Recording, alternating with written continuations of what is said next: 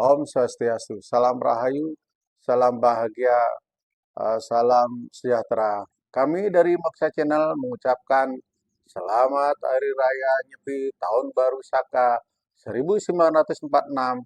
Semoga Tahun Baru Saka membawa perubahan dan perbaikan di dalam kehidupan kita, sehingga kita selalu diberkati, dilindungi oleh Tuhan Ida Sang Yang Widi Wasa. Ya, Astungkara. Nah, kali ini eh, kita akan sharing ya mengenai bunga cempaka ya. Jadi kalau nggak salah 2 bulan yang lalu saya mengundang tamu dengan narasumber Pak Agung Krisnanada ya. Waktu itu saya apa bertema mengenai 8 bunga yang dicintai oleh Tuhan.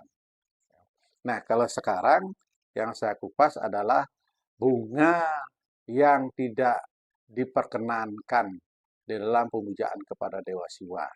Ya, bunga apakah itu? Yaitu bunga cempaka. Loh kok bisa? Bunga cempaka itu kan padahal indah. Bunga cempaka itu kan padahal wangi. Ya. Nah, memang bunga cempaka ini ya penuh misteri ya. Ya apa ada mistik-mistiknya juga ya. Karena bunga cempaka ini juga ya banyak yang bilang disenangi oleh makhluk-makhluk gaib ya. Jadi saya akan bercerita mengenai eh, di dalam buku Siwa Purana ya. Siwa Purana ini adalah mengenai kisah-kisah Dewa Siwa ya di dalam kisah-kisah beliau banyak sekali yang kita bisa ambil inti pelajaran daripada Weda ya. Inti sari daripada kehidupan ini ya. Karena setiap kejadian itu selalu mengandung makna, selalu mengandung filosofi buat kehidupan manusia dan uh, alam semesta ini. Nah, oke, kenapa bunga cempaka itu tidak diperkenankan untuk dipersembahkan kepada Dewa Siwa? Inilah ceritanya. Ya. Ini yang ada di dalam Siwa Purana. Ya. Nah, ini ada 2 versi. Versi pertama adalah di mana pada waktu pembuangan Sri Rama selama 14 tahun di hutan ya bersama adiknya Laksmana dan istri beliau adalah Dewi Sinta ya. Karena di sini ayahanda daripada Sri Rama yaitu Raja Dasarata ya. Memang karena di sini ada apa istrinya yaitu Kaikeyi ya.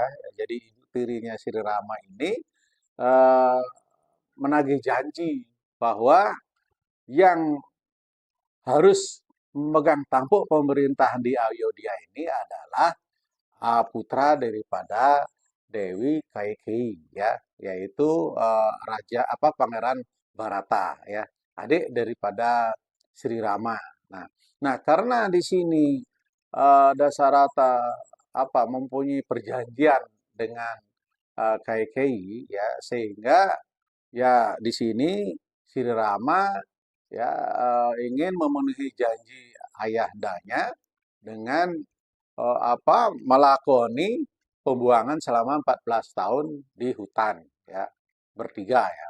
Nah, singkat cerita sampai sampai beberapa tahun sehingga Ayanda Sri Rama Raja Dasarata sebetulnya sangat sayang sekali sama putra-putranya terutama Sri Rama ya.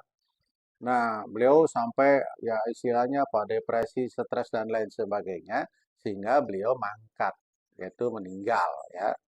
Nah, di dalam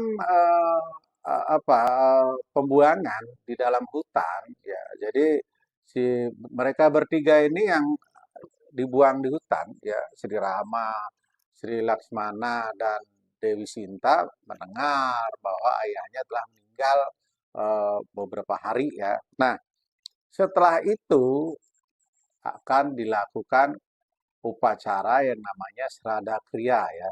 Srada Kriya ya. Jadi ini pemujaan kepada leluhur ya yang telah meninggal. Nah, karena pada waktu itu ya namanya di hutan ya, akhirnya pertama Laksmana disuruh untuk mengambil bahan-bahan untuk upacara Srada Kriya. Nah, akhirnya Laksmana pergi dari pagi sampai siang belum juga muncul ya, 2 jam, 3 jam, 4 jam belum muncul. Akhirnya disusullah oleh Sri Rama ya. Nah, Sri Rama juga begitu. Oh, lama tidak muncul, hampir sampai menjelang hari sore. Nah, ini kan ada batas waktunya ya untuk pemujaan Srada Kriya tersebut. Nah, sehingga Dewi Sinta ini khawatir, ya, wah, sangat gelisah, wah ini kok belum datang ini Laksmana dan Sri Rama ya. Akhirnya apa? Nah, karena sudah menjelang sore, mau menjelang malam, nah, Dewi Sinta ini mempunyai inisiatif untuk melakukan upacara itu dengan sangat sebisanya ya, sebisa beliau ya. Nah, akhirnya eh, jadi di Sungai Palgu ya namanya Sungai Palgu. Nah, kenapa sungai ini tidak terkenal? Nah, ini juga ada kisahnya ya. Nanti ada lanjutannya ya. Nah, jadi Dewi Sinta jadi menemukan sebuah batok ya, batok kelapa ya. Nah, terus diisi minyak, terus lalu itu dihidupin ya, namanya itu jotir ya. Nah, itu terus beliau juga memasak seadanya ya untuk persembahan. Nah, udah gitu Dewi Sinta pergi ke Sungai Palgul ya. Ya, Sungai Pagul. Nah, di situ jotirnya tadi dilepas ya, akhirnya jalan di sungai ya. Nah, sudah itu mempersembahkan makanan yang dimasak oleh Dewi Sinta seadanya. Nah, nah, terus beliau berdoa. Nah, nggak berapa lama terdengar sabda. Wahai Dewi Sinta, persembahanmu telah kuterima. Aku berterima kasih karena engkau mempersembahkannya dengan tulus ikhlas. Ya.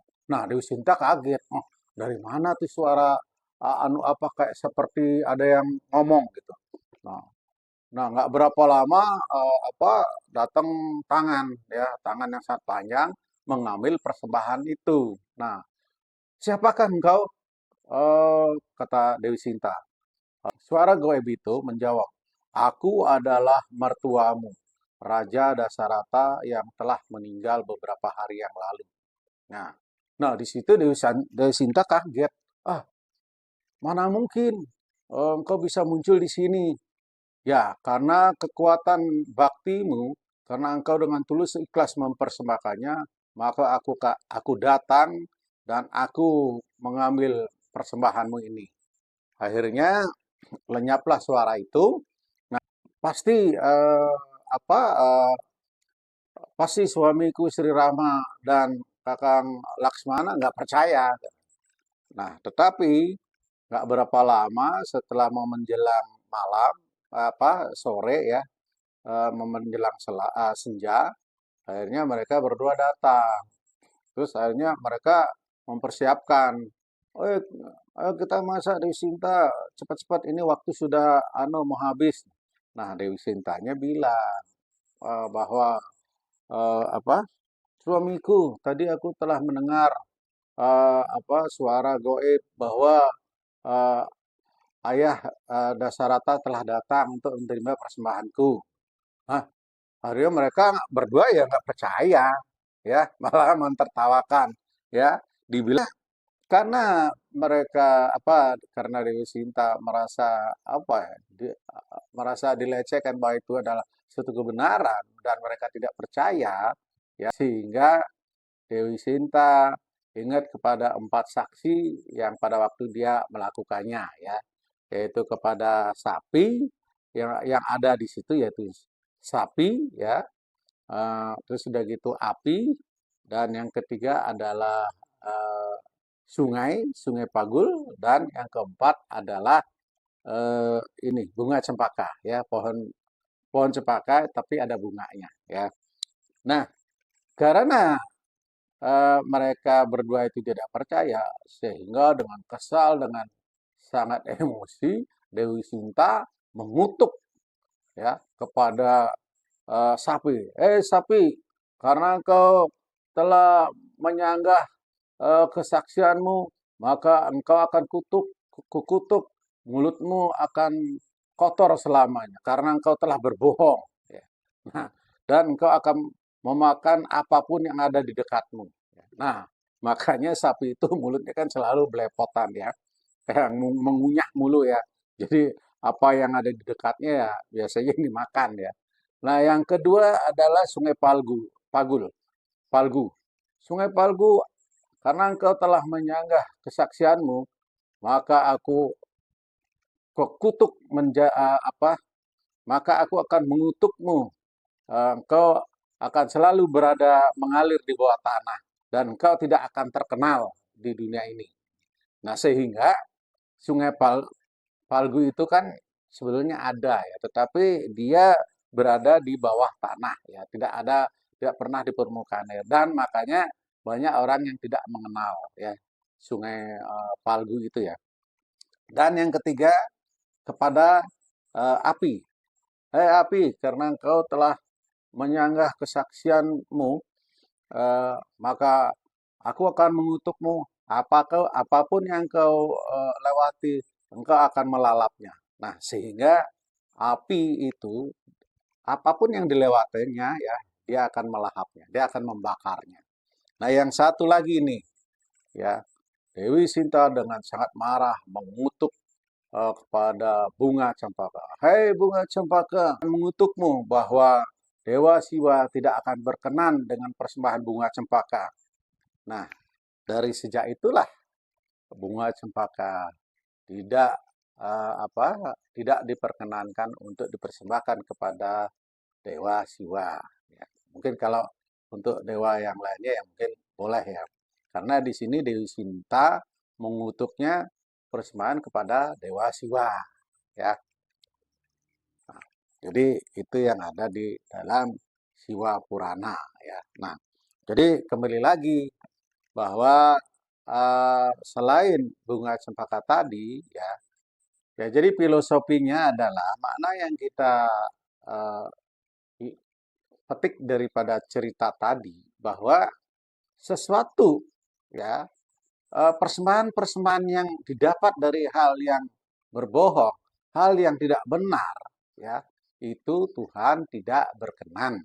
Ya, misalnya hasil daripada kembang dari hasil mencuri tanpa sepengetahuan yang punya, ya, atau membeli dengan uang yang tidak benar, ya, istilahnya kata orang ya, uang yang haram lah istilahnya, uang yang tidak berdasarkan dharma untuk membeli alat-alat persembahyangan ya dengan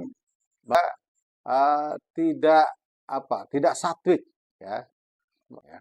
Jadi sekian dan terima kasih. Mohon maaf apabila ada kesalahan.